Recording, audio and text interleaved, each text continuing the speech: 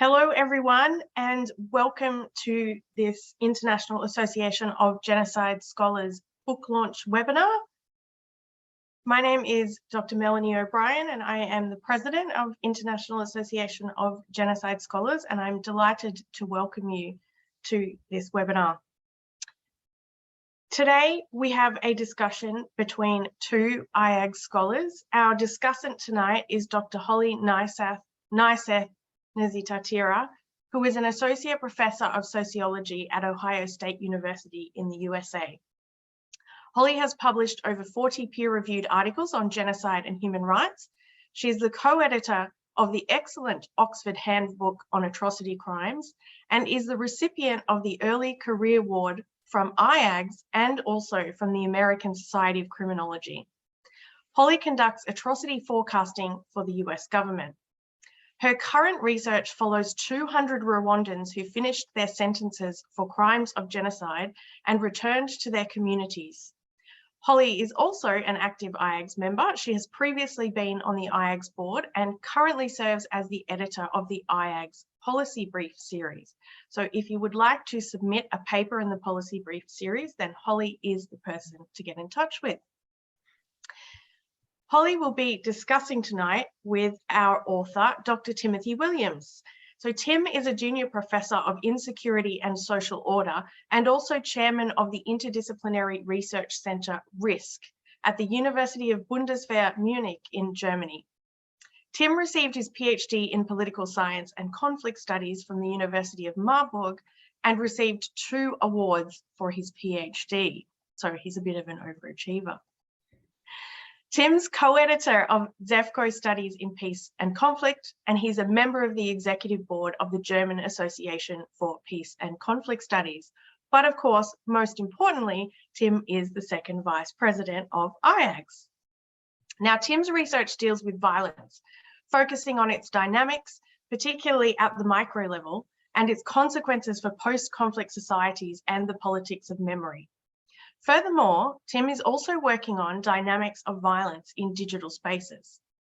Tim has co-edited a volume on perpetrators with Suzanne Buckley-Zistel, published in 2018 with Routledge. And he has another book forthcoming, so keep an eye out for that, Memory Politics After Mass Violence, attributing roles in the memoryscape. But today we are here to talk about Tim's most recent book, The Complexity of Evil, Perpetration and Genocide, which was published in 2021 by Rutgers University Press. And on that note, I will hand over to Tim and Holly. Wonderful. Thank you so much, Mel. Hello, everyone. Thank you so much for joining us for this webinar. We have a little bit less than an hour, so I am going to launch right in and just say, Tim, I'm so excited that we're here discussing your book, which is absolutely fantastic. And obviously, I have to hold it up for everyone to see. Before we get to the book itself, I would love to take a step back and just hear a little bit about you. And specifically, I know everyone in this field has an origin story of sorts, a moment that really sparked their interest in an aspect of genocide studies. Can you tell us about yours? Yeah, thank you first of all to Mel O'Brien and to Elisenda Calvet-Martinez for organizing this series, and thank you so much, Holly, for discussing the book with me. I'm really excited to be here. Yeah, my origin story, I'm, as my name maybe suggests, I was born in the UK, but I grew up in Germany. And so part of the German education system also has a strong focus in history and in other classes on the Holocaust. And so you could think that that was sort of where my interest was piqued, but actually I got quite sick of the Holocaust at school. I felt that we were talking about it much too much. I became very desensitized to the topic. And so I think if 17-year-old me knew that I was spending all day, every day working on genocide, I wouldn't really believe it. But after I finished school, I studied political science and then focused on comparative politics and conflict studies at the London School of Economics. And during that time, I realized that the dynamics within societies that are prepared to kill significant parts of their population it's fascinating how societies can change in that way. And at that time, I started also realizing that actually a lot of research has been done on genocide, but there's this up and coming field in perpetrator studies, and just trying to understand why people participate in these fundamental societal shifts, which is so interesting. And so I wrote my master thesis on it, and then I decided that wasn't quite enough yet. So I did my PhD, and that's basically what this book then turned into after the end of the PhD. Oh, fantastic. No, and I remember there's a very compelling line in the book where you address how to really understand why genocide happens. We have to understand why people commit it. So I completely understand how that pushed you towards studying perpetration. Again, the title of this book, as Dr. O'Brien mentioned, is The Complexity of Evil, Perpetration, and Genocide.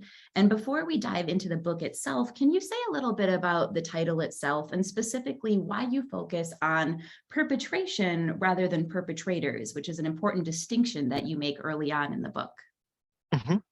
I mean, the title itself, The Complexity of Evil, is obviously a reference to Hannah Arendt's Banality of Evil. It's, I guess, a bit of a cheap shot, really, to try just tag on to the iconic phrase. But I mean, I try to engage with it in the sense that I think that a lot of the arguments that Hannah Arendt make are very valuable. But to highlight this idea that I put forward in the book, which we'll, I'm sure, discuss later, about how to understand it, we need to bring together various different complex motivations and factors.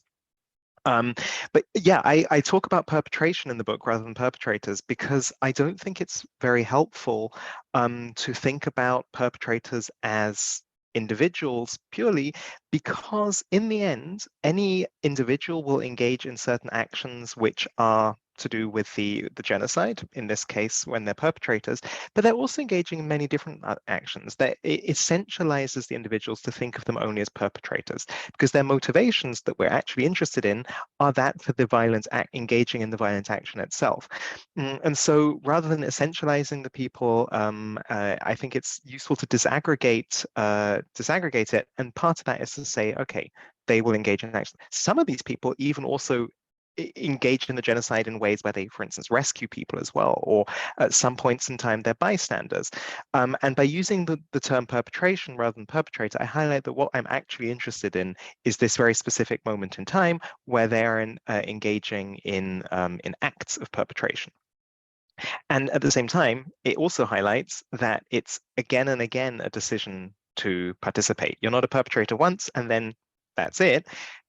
It's again and again a decision to kill or to detain and to arrest people, and over time these motivations and reasons why people participate, but also the context they're acting in, shift and change. And I think that's much better reflected in the term perpetration.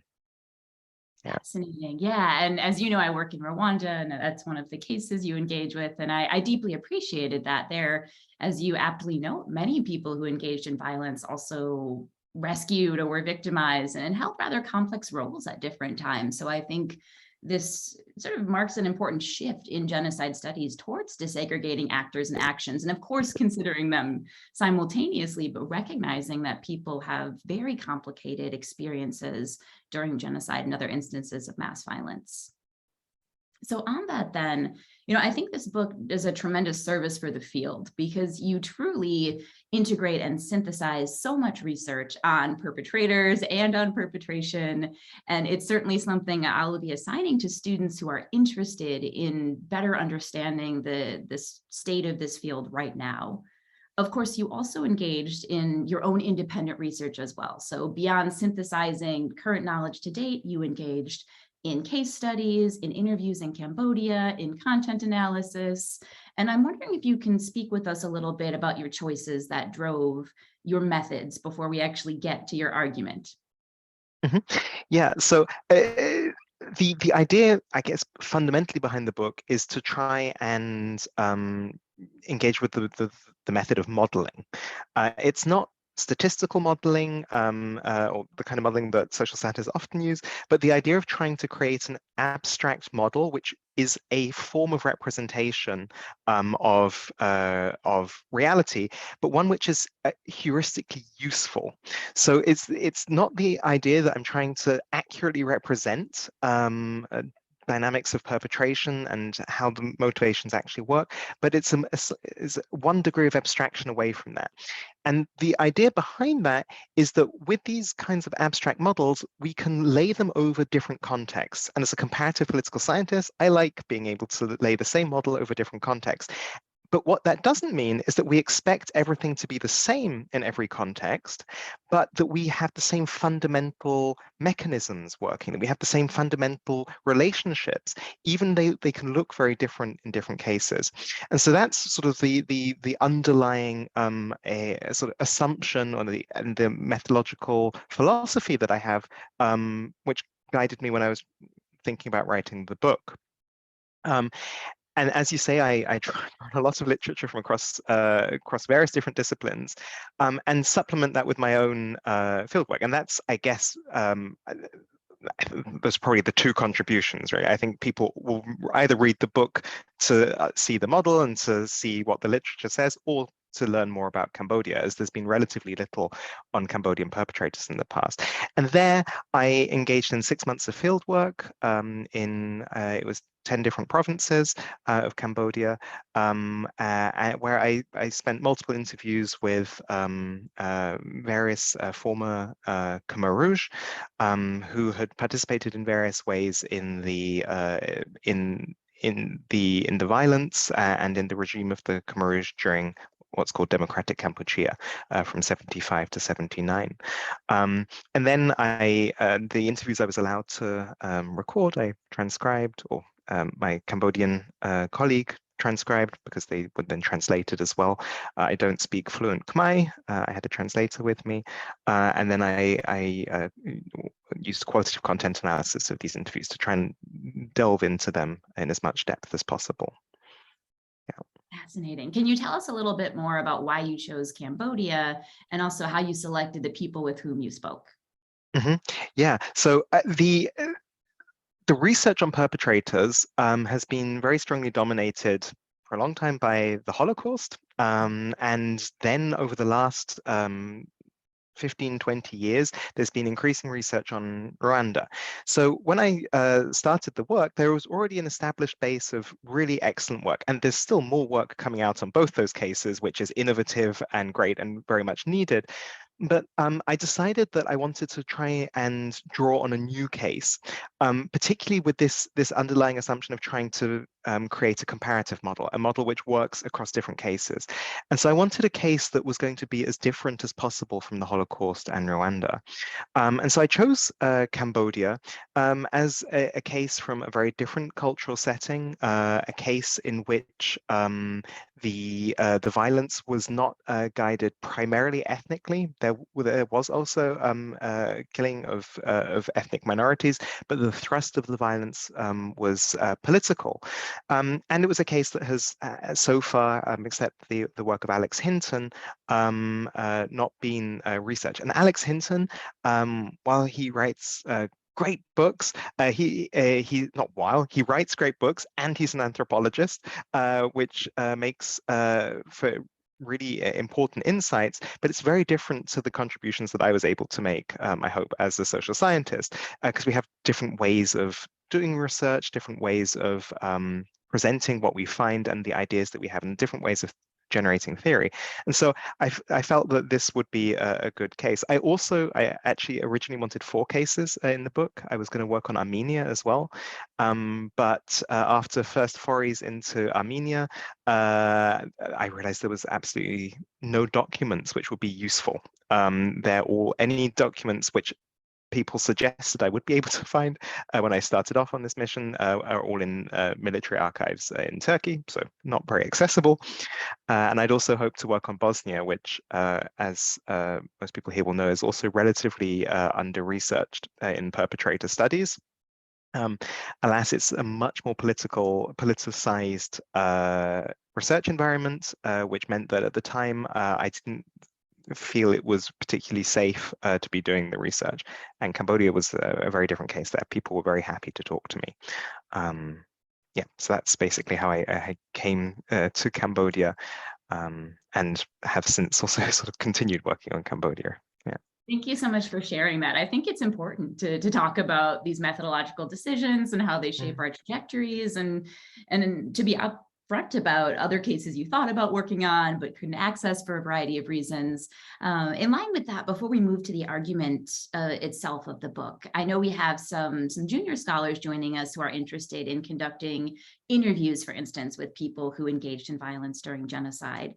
And I'm wondering if you can reflect a little bit on some of the difficulties inherent in doing this, right? We're talking with individuals and we're asking them to recount likely the worst things they've ever done in their lives. And you're also talking with individuals who we know are going to have a tendency to try to rationalize what they did. And this is across crimes, right? That people are going to engage in techniques of neutralization and rationalize what they did. And I'm curious if you can just reflect on any of the difficulties you encountered, how you approached them, and then how you sort of try to parse out sort of what's a rationalization and what was actually a motivation at the time, since everything we're asking is sort of post hoc, asking people to reflect on the past. First of all, Cambodia is a relatively thankful place to be working, in the sense that many of the people I was speaking to see themselves as victims. This is something which I then pick up on, not in this book, but that sort of has led my research trajectory since. But it means that people are prepared to talk to me. And I wasn't approaching these people as perpetrators and saying and sort of morally judging them for what they've done. But I was interested, and I was very transparent, that I'm interested in their lives during the during democratic Kampuchea as Khmer Rouge, and to try and understand how they came into the positions that they were in and why they acted in the ways that they did. And so I tried to. The underlying motivation is to try and understand their perspectives, and I communicated that very strongly, and I think people were quite receptive to that. And so I didn't come in with my battery of questions. Of course, I had a structured interview guide, which guided me through. But in the end, I wanted to get to know these people and understand them and try and do that. And so I spoke to people about their entire lives. I talked to them also about their childhoods, how they grew up, and also about their trajectories since the Khmer Rouge. The focal point was, of course, the time that they were recruited as Khmer Rouge and then engaging in violence. But I tried to see them as what Anna Scheftel calls whole people. She's referring to survivors in her article, but I think that's a really great way of thinking about interviewing. That yes, you're interested in specific questions and you're interested in generating certain types of data, but in the end, these are people you're speaking to, and to respect people in those ways and to engage with that. Of course. Going back again and again helps as well. You build up trust. And there are various strategies that you can use to sort of engage in conversations when it gets to the stickly points, which are, why did you engage in acts of violence, in acts of killing? And that is to talk to people, for instance, about about what other people in their groups were doing, to talk about third people, and to try and tease out some of the motivations and then relate them back to the people themselves. But also in a more indirect way, try to understand how things are happening. So I don't need necessarily someone to say, I engaged in violence, or I killed, I became a perpetrator because X, Y, Z, to actually spell out the motivation. But that's part of my task as a scholar, is to interpret what I'm hearing.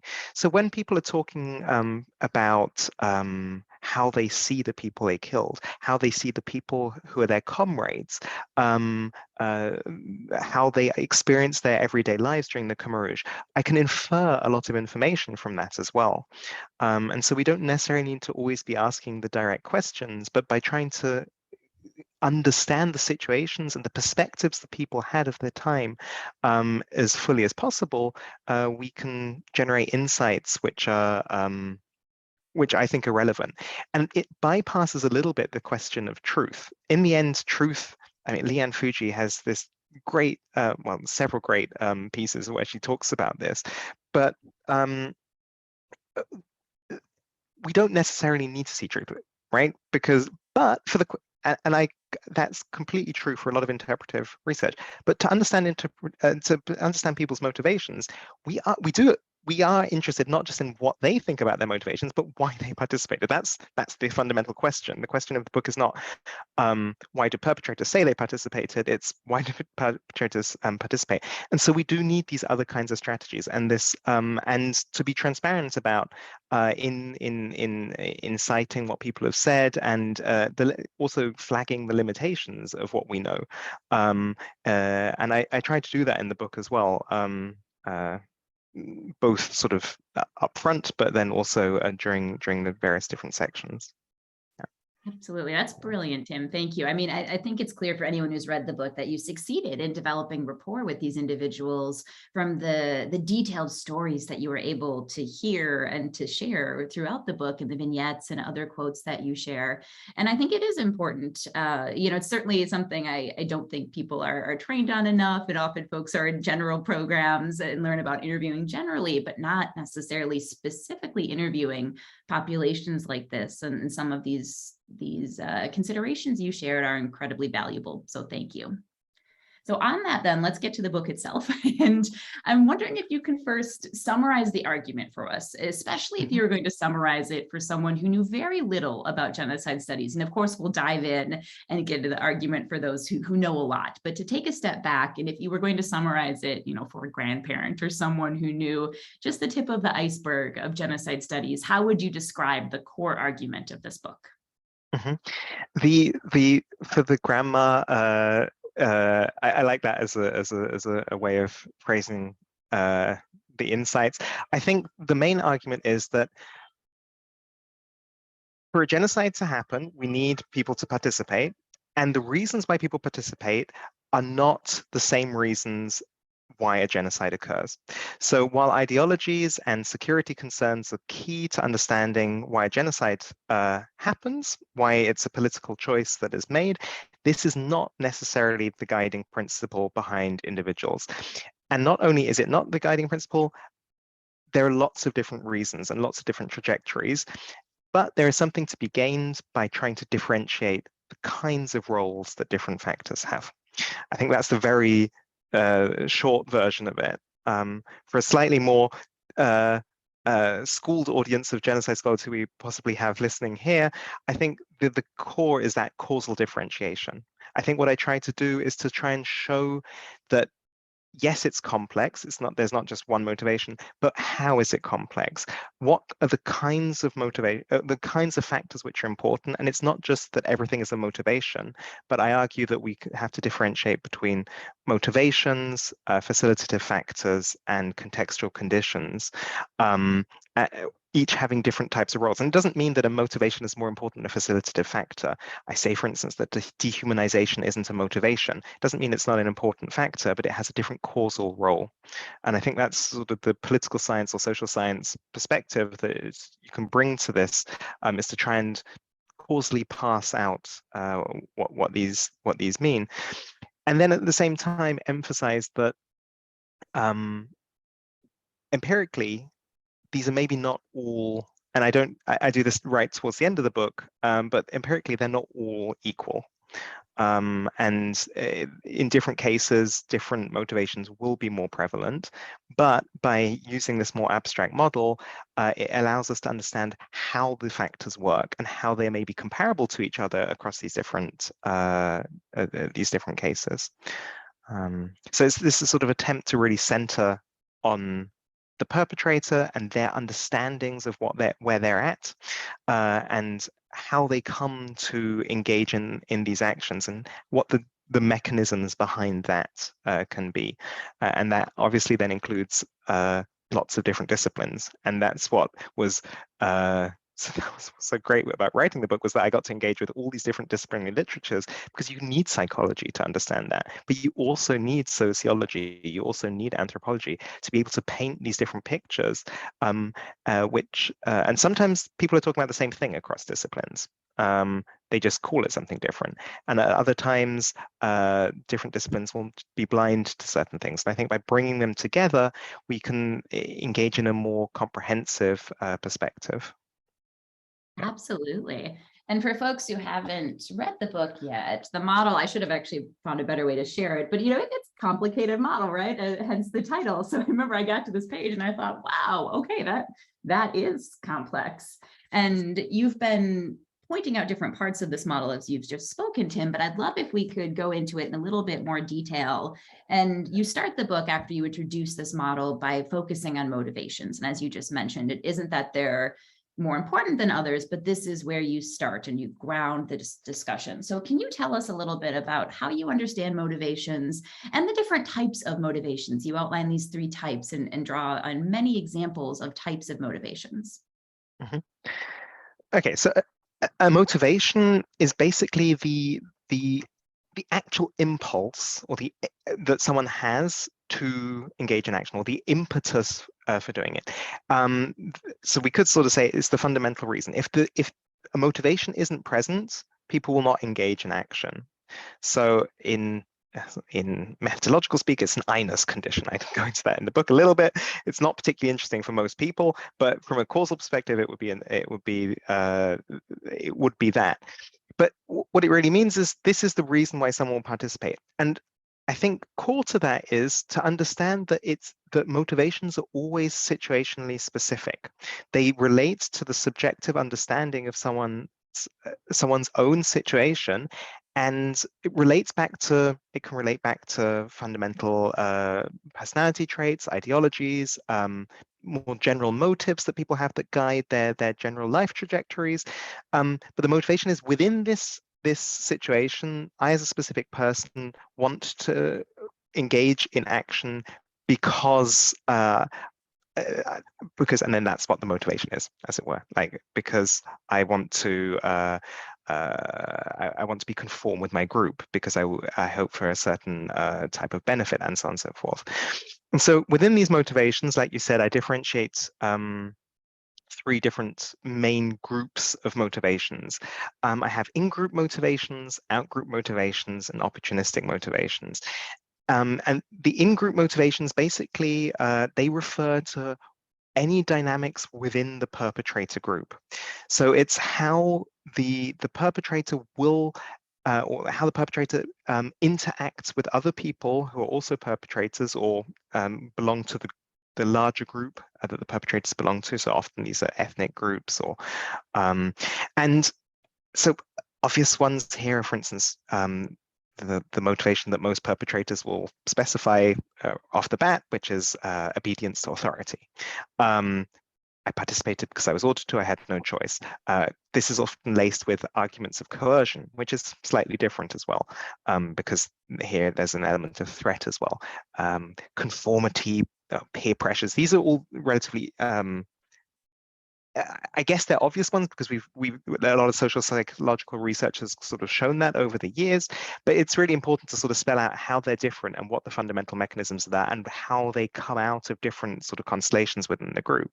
Another maybe slightly more different one is taking on a role. So within a group, one's understanding of who one is and what one's role within this group is can shift over time. I'm going to, I have one quote. I'm not going to quote anything else out of the book, but I do want to give this quote because it's one of my just favorite quotes from my interviews. And I almost actually called the book Entering the Tiger Zone or something like that, according to this quote. So I'm just going to very briefly read this one quote. When we joined Khmer Rouge, it was like we were entering into a tiger zone. So we had to be a tiger like them. So we needed to be a tiger like them, to be cruel like them, no morality like them. That's why we were like that. So basically, this person is talking about how when he became a Khmer Rouge, he understood what this role meant, that it meant a shift in his morality, in the way he had to act, and so on and so forth. And so this is a very sort of cognizant way of thinking about it, right? Like he realizes that this shift has happened, but this often also happens subconsciously, that we, within the group, the roles that we're assigned, they're tied to certain expectations which others have towards us, but also that we internalize ourselves. And so I think that this is a really a sort of a more intricate motivation, which is tied in with the group. Out-group motivations are probably that which a layperson would think of most quickly when they're talking about perpetrators. It's this is anything to do with the victim group. Obviously, genocide is the eradication of a specific victim group, and so it makes sense that the instantaneous assumption will be it has to have something to do with the victims, because the in-group motivations has absolutely nothing to do with the victims. The out-group motivations are people who are following a specific ideology and thus are motivated to participate to fulfill the premise that they want the victim to be killed, or emotional reactions to the victim group, be it disgust or be it hatred, anger, or fear. Fear can, for instance, be that they see the victims as threatening. And again, here, it's all about the subjective understanding of the perpetrator. The motivations are rooted in their perceptions of a situation. That means that if someone thinks that a victim is threatening to him, even if they're not, and even if we know that this is actually a ridiculous thought, that an unarmed child constitutes a threat, if that's what the perpetrator believes, they can still be scared of this person. And that can then be a motivation. I argue in the book that outgroup motivations do exist and they can be important, but in the end, these are of the three types of motivations the least important. It doesn't mean that emotions and ideologies aren't important, but they're not as important as motivations. And we'll get to how they do become important a little bit later when we talk about the other types of factors. And the last one is then opportunistic motivations, where people believe that they will get some kind of benefit out of participating. This is sort of rational choice. Scholars would sort of lay this over everything, but I differentiate it and say, no, this is a specific kind of category. People participate because they are paid to do it. They hope that they'll be able to, if they kill, they'll be able to loot. And this is something that we saw a lot in Rwanda. People get promoted if they participate. This is something which, or they avoid being demoted if they participate. We had this in Cambodia a lot. People hope that by participating, they'll increase their security. They'll perform as this idea in Rwanda of being a good Hutu, and you can show that. And by participating, you can enhance your own security. This doesn't always work. In many situations, being a perpetrator is not necessarily a particularly safe job to have. In Cambodia, the rate of killing for Khmer Rouge was probably higher than it was for the ethnic majority population. So it didn't really work out. But that doesn't mean that in the moment, that wasn't one of the motivations why people would join the Khmer Rouge and then engage in killing to try and perform that. I guess maybe one of the last ones, which is quite interesting, is that sometimes it has nothing to do with the genocide at all. It can be rooted in personal conflict. But within this setting, people can still use this motivation of having a long-time feud or a conflict with someone, and thus then want to live it out within this new context of the genocide, and then kill someone for personal reasons. Wonderful. And I also appreciate how you emphasize that these motivations can change over time, right? I love that quote about the Tiger Zone, and as you shared it, it's, you know, someone is joining. So they might have an initial motivation, and you emphasize throughout the book that this model is dynamic, right? And of course, that's hard to show and depict in a 2D model, but time and time again, you emphasize to the reader that these motivations can change, and the initial motivation may be very different than a subsequent motivation that keeps someone involved in a killing group in Rwanda, for instance. So I deeply appreciated that. Your next Yeah. chapter then moves to, oh, go ahead. No.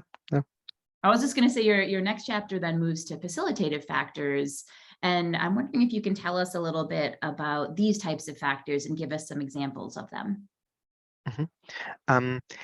Yeah, so facilitative factors are basically other kinds of factors at the individual level, which impact someone's decision to participate. They make it easier for someone to participate, but they don't have this actual impetus. They don't have the causal mechanism where without it, they wouldn't participate. And here I differentiate four kinds of facilitative factors. I have sort of ideologically rooted factors where violence is morally justified. And it makes it considerably easier to participate if you believe that what you're doing is morally correct. That won't necessarily then be the reason you're doing it, but it makes it a lot easier. And this is, I argue, where ideologies have their strongest perception, their strongest impact in how the victims are perceived and how the violence is then justified. The next kind of category is moral disengagement. So it's kind of the opposite of that. It's where the action itself is not morally justified, but it's disengaged from the moral framework within which people are acting. So here, forms of distancing between the victim and the perpetrator could be key. That could be both physical distancing, making it easier because you don't the gas chambers, you didn't see the death of the victims, or shooting is easier than clubbing because of this distance. But it can also be social distance. In Cambodia, for instance, most of the Khmer Rouge were working in areas which they were not from. They didn't know personally the people they were killing, which in Rwanda was very different. Or in the Holocaust, we know that when people heard people speaking German, they had an emotional reaction which made it much more difficult to kill Jewish people from Germany. The third type, and there are lots of different facilities. I'm not going to go into all of them, but within these categories, the third category of facilitative factors are group dynamics. So again, we're returning to the perpetrator group for types of motivation, types of facilitative factors, which, for instance, diffuse responsibility or displace responsibility, where the person makes it easier to participate because they can say, this isn't really me. I've been ordered to do it, and so I can displace the responsibility to the person who gave me the order. Or we're all part of a big group. It's not really me who's doing this. It's sort of everyone else is just as responsible as me. Being anonymous within a group has psychological effects on people. Having less inhibitions, division of labor also can impact this. And I think a particularly interesting one here is the role of bystanders. So often we say that people will have an assumption that people who didn't participate are maybe morally superior. I don't talk about morals at all in the book, and I'm not going to do that now either. But what I think is important is to realize that being a bystander impacts on the perceptions of perpetrators as well, in that by not being an upstander, by not being a rescuer, by not trying to stop the violence, but still being present, also has a legitimating effect, or can have a legitimating effect on perpetrators. And the fourth type of category, I label it time. It's maybe not the best label, but what I mean by this is that that there are processes that by participating, so again, like you very aptly highlighted, motivations can change at different times, but there is also processes that by over time, it becomes easier. So by forms of routinization, where you'll be doing the same action again and then again, so it becomes sort of even physically easier to do it, but also mentally it'll become easier to do it as you become habituated into seeing violence, into thinking about the victims in specific ways. And also there's a psychological concept of escalating commitments. When you've done one thing, and this is particularly important to understand how people come to do the most strong forms of violence, for instance, killing. often it's because they've done lesser forms of violence or discrimination before that, and they don't want to stop at any point when they're told to do some more, because that could then delegitimize the previous actions they've done, which were not actually that much less bad, as it were. And so there's all these different factors which together or individually can make it easier for someone to participate. I just want to very briefly maybe say something on the changes of motivations.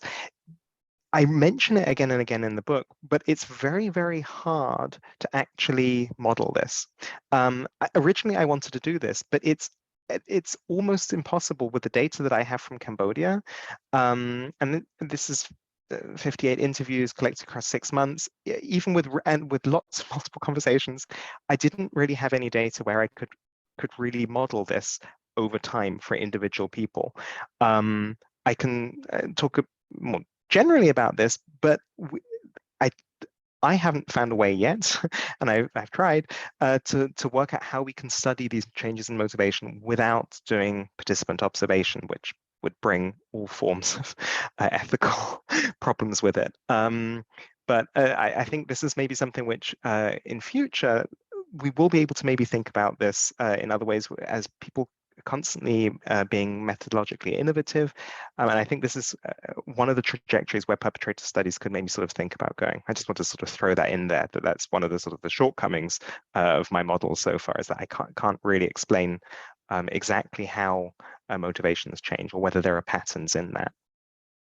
I appreciate that. As you probably imagined, I thought about asking you, how do we know when they're going to change and what causes that? But similarly reflected on how could you possibly get that from interviews after the fact, in which people are not necessarily as aware of thinking through these steps many years later and are perhaps summarizing. So I agree. I think that would be tremendously interesting and important for our field, but very methodologically difficult. And I also agree that hopefully someone will be able to figure out a way to do this and to do this well, but it would be incredibly difficult from any way I could conceive of it. So I do appreciate you noting that. And I also appreciate the discussion of facilitative factors. If you don't mind my asking, before we move up a level to contextual factors, as I was reading the chapter on facilitative factors, I was thinking it also, in some ways, provides a window into your view of human nature. And I don't mean to get too philosophical, but in criminology, there are often these discussions about either factors that push people towards crime and towards violence, or factors that sort of control people. Other people really focus on social controls and tend to think that everyone has this propensity to be violent, and really what we're doing is restraining it. And in this chapter, it's clear that you really focus on sort of what pushes people in some ways, what facilitates it, what can make it easier. So I'm wondering if you can comment a bit on what this shows about your view of human nature and the propensity to commit violence. Yeah, that's a great question. Thank you, Holly. I think I would say I'm not clearly located in either of those camps, which is a bit of a cop-out, but it's also true. But I do think that the push factors are more important. I think that we very seldom see people who are waiting for the constraints to fall and then immediately launch into acts of violence.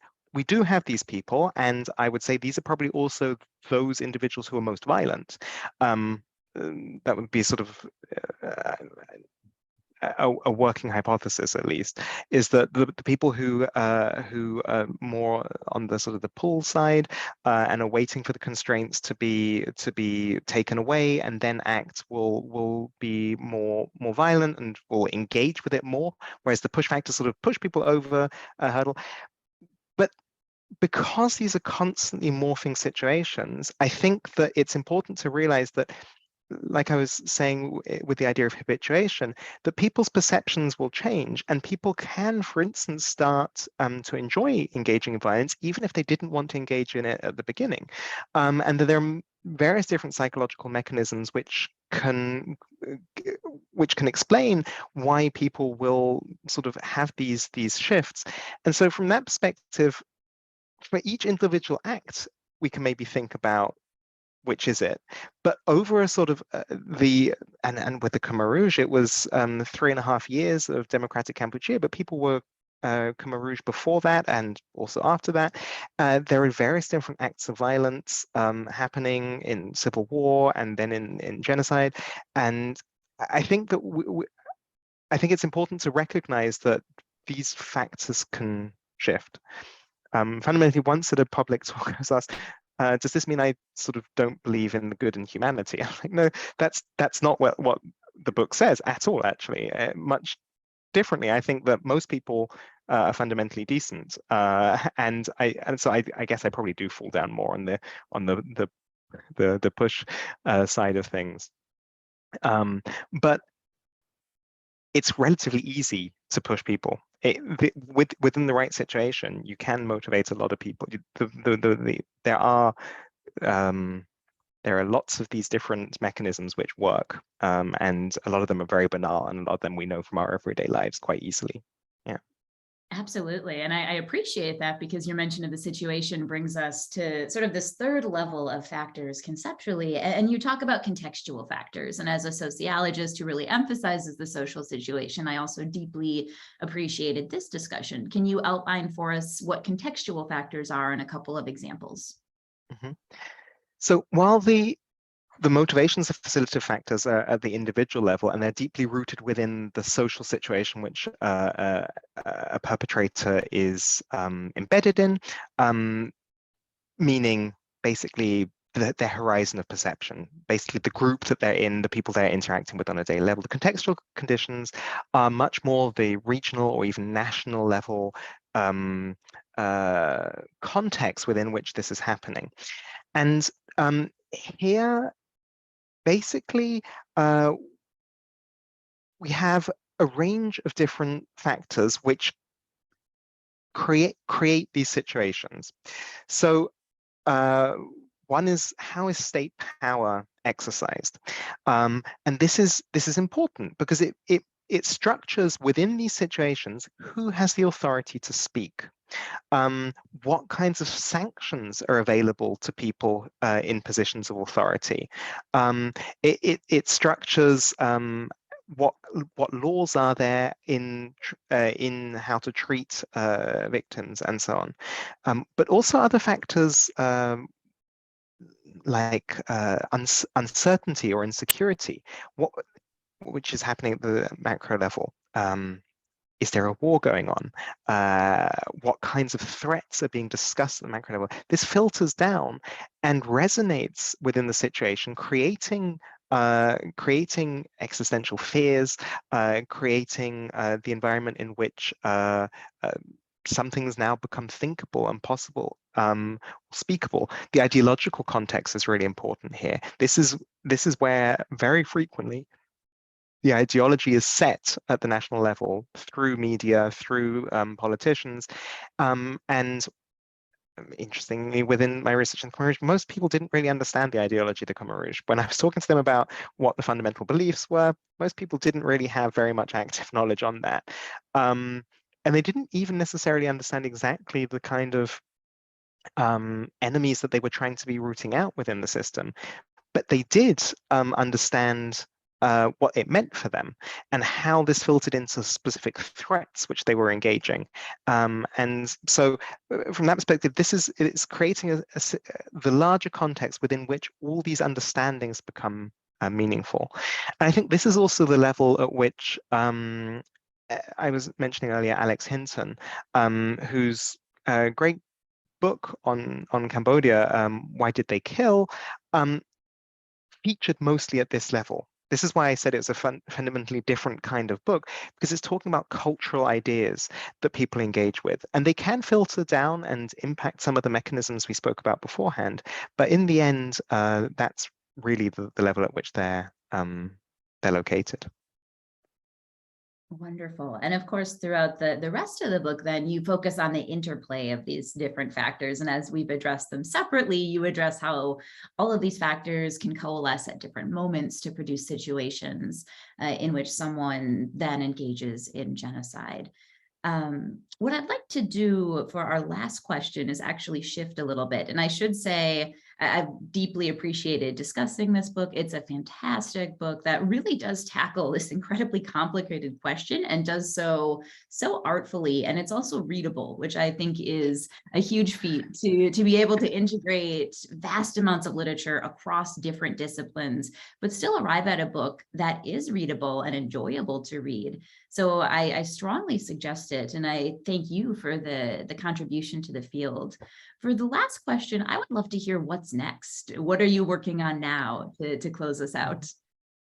Yeah, thanks. So as I mentioned very briefly earlier, I realized while I was talking to my interlocutors, the former Khmer Rouge, that they were often very frequently claiming to be victims, which in and of itself is not necessarily surprising. We know this from other cases as well. What I thought was surprising, though, is that this seemed to be relatively well accepted within society in Cambodia.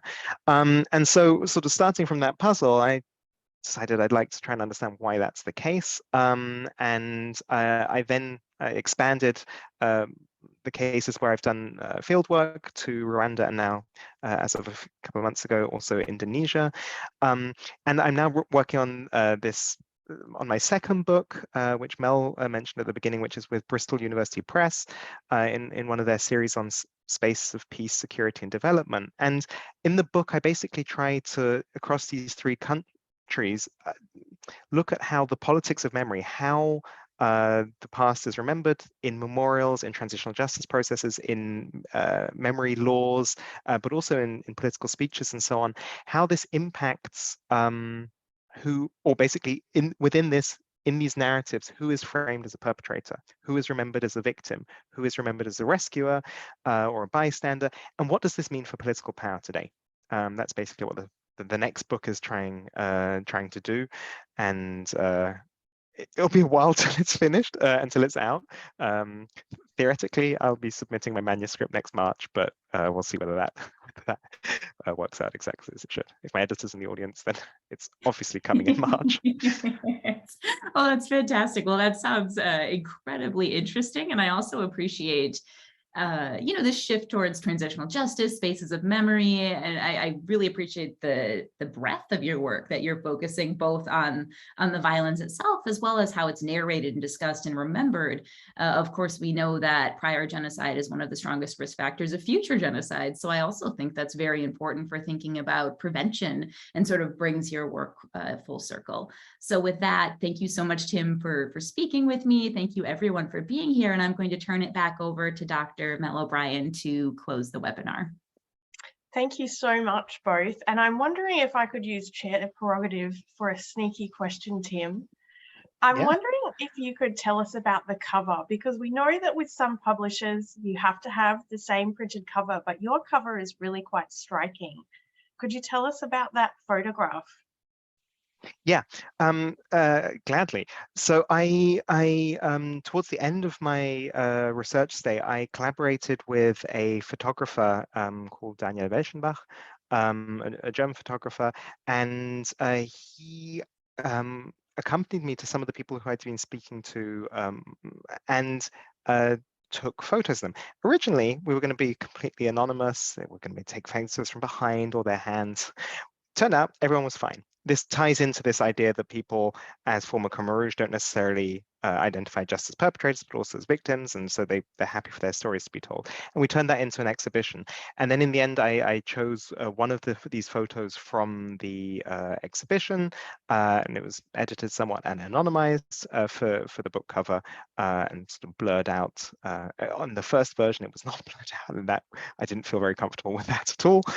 So in the end, that then became the cover. And I really like this photo, and I talk about that at the beginning of the introduction as well, because when I was opening one of the exhibitions, I was giving a talk to begin with, but beforehand I was walking around and I heard one of the people saying to her husband, "Oh, you can see the evil in his eyes." I was like, "Ooh, go around the rest of the exhibition first," because I'm pretty sure that's not going to be the take. I hope that's not the take-home message when you looked at the rest of the exhibition, because it was just trying to engage with what are the different motivations. But I thought that was really intriguing, because when I look at this picture, and you obviously can't see it because it's blurred, but I see no evil in his eyes. He's a normal Cambodian farmer today, and he engaged in extraordinary actions in the past. And is also this person is one of the most violent of the people who I spoke to.